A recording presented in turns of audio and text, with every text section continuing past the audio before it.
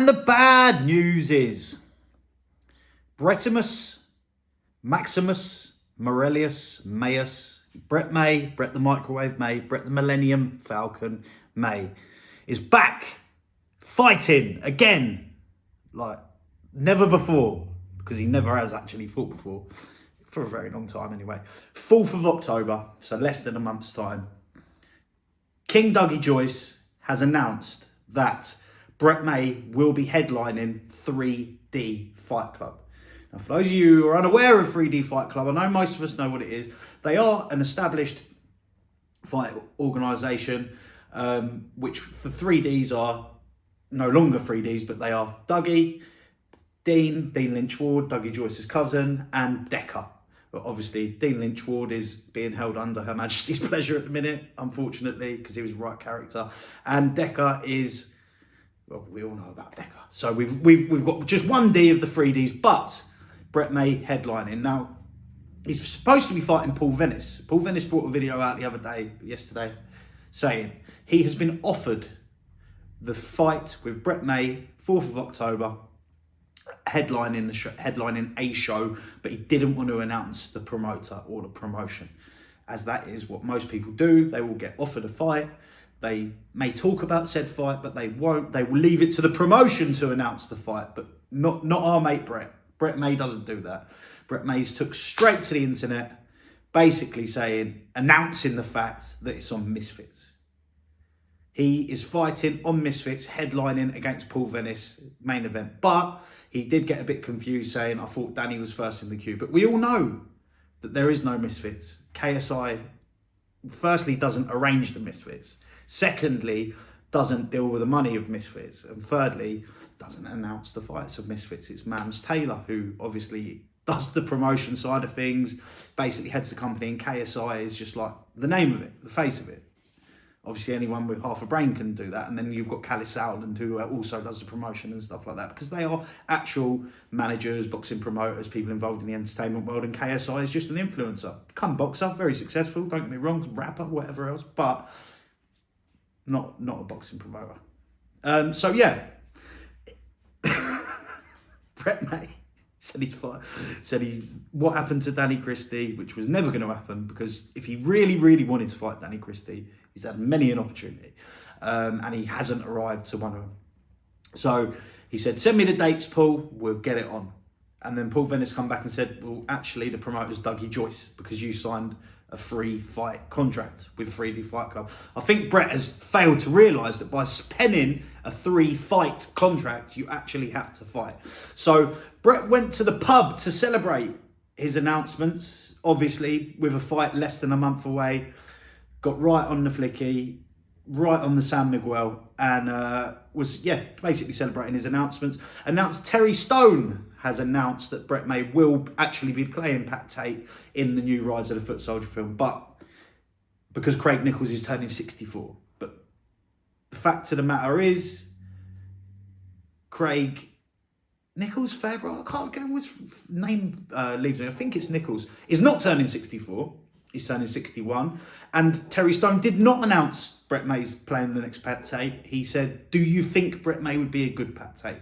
Now, what I think Brett fails to realise is, when you're making a film, now Terry Stone isn't the producer, caster, director, yada, yada, yada, executive producer, yada, yada, yada, yada. He's not all of them, is he? He's not the writer, he's not this, that. He's just someone involved in it somewhere along the lines. I'm not sure where.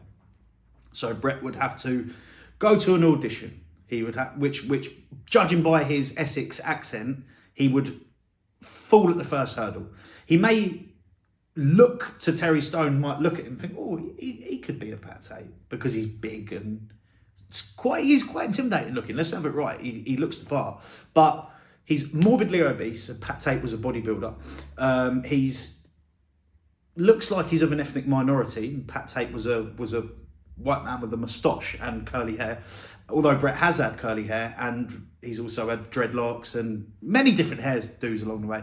And he's from Doncaster, and I fail to think that the casting of the Essex Boys story regarding Pat Tate of Basildon or Billericay, one of the still forget, but is going to be Brett May from Doncaster, who can speak a better Pakistani than he can Essex. So Brett's obviously got a little bit confused about that, but he's celebrating anyway. Fair play to him. Let him celebrate, because he's only got, well, if the 50,000 people festival with Fat Joe headlining and Brett May and yada, yada, yada doesn't happen on the 20th of September, he's got a fight in 4 weeks on the 4th of October with Paul Venis on 3D Fighter Club, which listen, now I'm not saying that Brett's a liar. I'm not. But judging from the recent track record and Brett's current physical state and his training regime and stuff, because he was putting videos on saying he was in camp and he was training, but they were very old videos that we'd all seen before.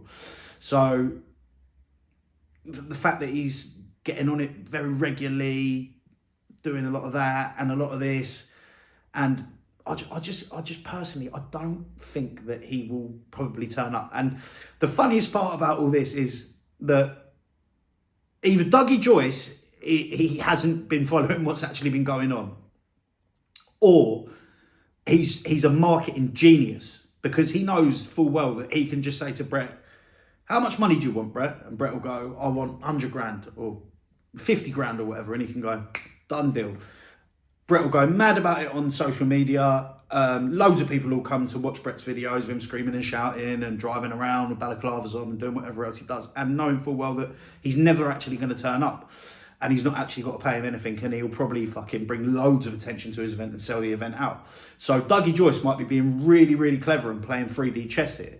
Or he might just not be following and may just be listening to what Brett May said. Because Brett May is also saying that Terry Stone's putting a bare-knuckle event on at the Royal Albert Hall on December something or other.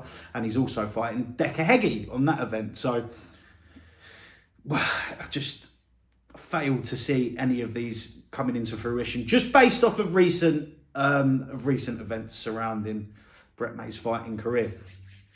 He also, Brett, went on to say a few things about Paul Venis that I wanted to talk about. He said that Paul Venis has been ducking fights like Deontay Wilder. Now, Deontay Wilder was world heavyweight champion, WBC, and won an Olympic bronze medal. And I think he went on about a 47 fight win streak.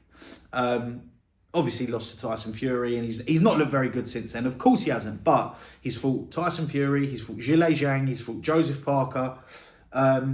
He's fought some very, very high-level opponents. So I think it's hard to say that it's like, could you really compare, say that the WBC World Heavyweight Champion for fuck knows how long, who was on a like 40-odd fight winning streak, was that poor of a fighter, a ducker who won an Olympic bronze medal? I personally wouldn't say that. But, you know, it's whatever Brett says. And he's also said that Paul was ducking fights. Now, let's list a few of the fights that he said Paul ducked. Aggie Faulkner, BKFC European heavyweight champion, I believe. Paul Venis had in recent years, he's had one street beefs fight and one BKFC fight. He's looked good in those, very good. But he's been injured since. So when was the offer off of the back of Stanley Tanoff to jump straight in for the European heavyweight title when there was about 7 or 8 contenders, or 5, 6 contenders ahead of him in the queue? I don't know. Lorenzo Hunt, who at the time of Paul Venis's fights was either a light heavyweight or a cruiserweight, never would have been offered to Paul Venis in a million years, maybe in the future, but not at that point in his BKFC career on a UK prospects card. Lorenzo Hunt being one of the biggest names in the world, not even in the same Richter scale of comparison of a fight happening. So I don't know where he's got that information from. And Mick Terrell, who was the world heavyweight champion, who Paul Venis offered one fight in the BKFC, was just, how was he on the UK prospects card, which he won and he looked good, don't get me wrong, but how was he going to be offered Mick Terrell? So personally, I would have thought that Paul Venis hadn't ducked any of those fights and they just weren't offered to him because they are European and world champions, and Paul Venis just had his first fight and then got injured. It's just you surely would have to have a couple of fights on the way. But me personally, listen, I'm not Andrew Bakewell, I'm not David Feldman, I'm not Conor McGregor. Maybe Brett May's got a deeper understanding of the inner workings of the business of the BKFC, but I do coach fighters who fight for like Bad to the Bone and BKFC and such like, so I do like to think that I have a sort of understanding of the ranking systems in organisations. And well, I've got a fighter who's unbeaten. I think he's 6-0 in BK, in just bare knuckle in general now, and 2-0 in the BKFC against two very decent, very good opponents. And we haven't been spoken about in the talking for sort of a middleweight title yet, UK. So I don't know where European or world titles come into that, but yeah, who knows? Maybe Brett knows more than I do. Anyway, boys, thanks for watching. I cannot wait for the 4th of October. My prediction is Paul Venis by knockout, even with a bad left arm and a bad neck. Brett May is in no fit state to be fighting anyone, physically and mentally quite unstable at the moment by the looks of things. But I can't wait to see him fight, and in Rise of the Foot Soldier and Fat Joe. I'm looking forward to watching Fat Joe as well. So thanks for watching, boys. Let me know what you think down below. Pat Tate, Paul Venis, fucking... Who else? Take a Heggy, Dougie Joyce. What's going on? Adios, Le Bosch.